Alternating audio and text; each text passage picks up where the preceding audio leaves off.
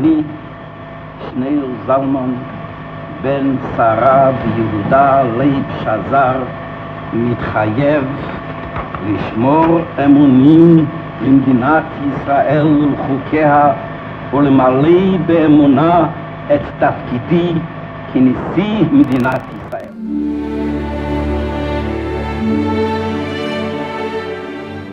הסיפור מתחיל בעיירה רוסית קטנה, מירשמה, שבפלך מינסק. שם נולד שניאור זלמן. ב-1905, כשהיה נער בן 16, היכה נחשול פרעות את יהודי מזרח אירופה, והוא גייס את חבריו להגן על העיירה. כעבור שנה הוזמן לוועידה החשאית של פועלי ציון במינסק, שם פגש את יצחק בן צבי. בן צבי התפעל משליטת הנער במכמני היהדות והספרות העברית, וגייס אותו למערכת העיתון המפלגתי בווילנה. שני הצעירים לא העלו בדעתם שיבוא יום אחד והם יהיו נשיאים בישראל. עם היבחרו ב-1949 לשר החינוך והתרבות, כותב עזריאל קרליבך על חברי הממשלה הראשונה. פעם תיכתב ההיסטוריה של הממשלה הזאת, וימצא כי מעטים מאוד, היו אלה אשר שיעור קומתם אף הספיק להם להזדקף ולראות את המשימה.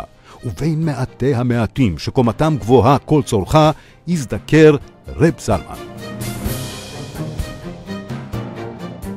גולת הכותרת של עשייתו הייתה הגשת חוק חינוך חובה חינם.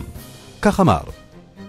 פה בחוק כתוב לימוד חובה, ולי נדמה שזה לימוד זכות גדולה ליישוב ולמדינה, שעוד השנה, במצב שאנו נתונים בו, אנו ניגשים ברצינות גמורה לבצע את היקר בחזונות, לבאר את הבורות ממדינתנו, שלא יישאר בקרבנו ילד מחוץ לחותלי בית הספר. זלמן שזר היה איש ספר במובן הרחב ביותר של המילה. הוא כתב ספרים ושלט בשפה העברית על כל מכמניה. הוא חיבר ותרגם שירים ואף פרסם מבחר שירים מפרי עטו.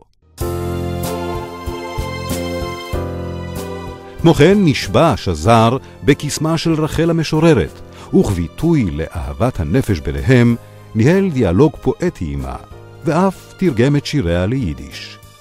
Sisa ore mematone, jo ich weiß es, Mameland. Nora ore mematone od gebracht dein Tochters Hand.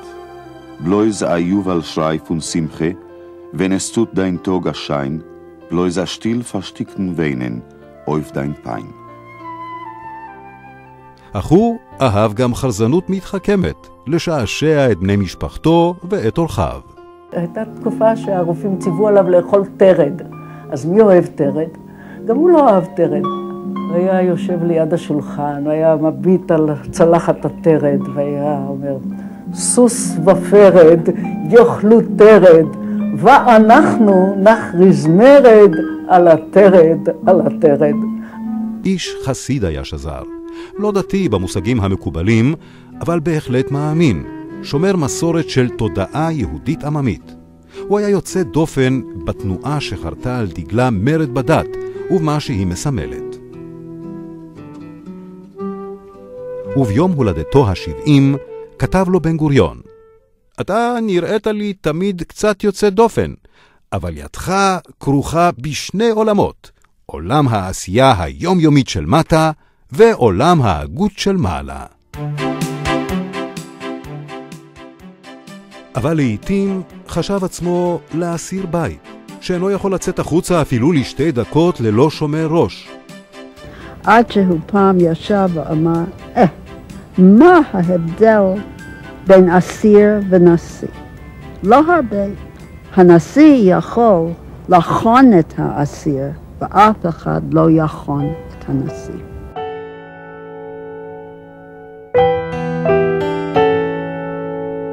הנשיא השלישי של מדינת ישראל היה מהבולטים באנשי דור המדינה שבדרך, והשנים הראשונות שלה. הפרידה שלו מהתפקיד היא גם ביטוי לסופה של תקופה.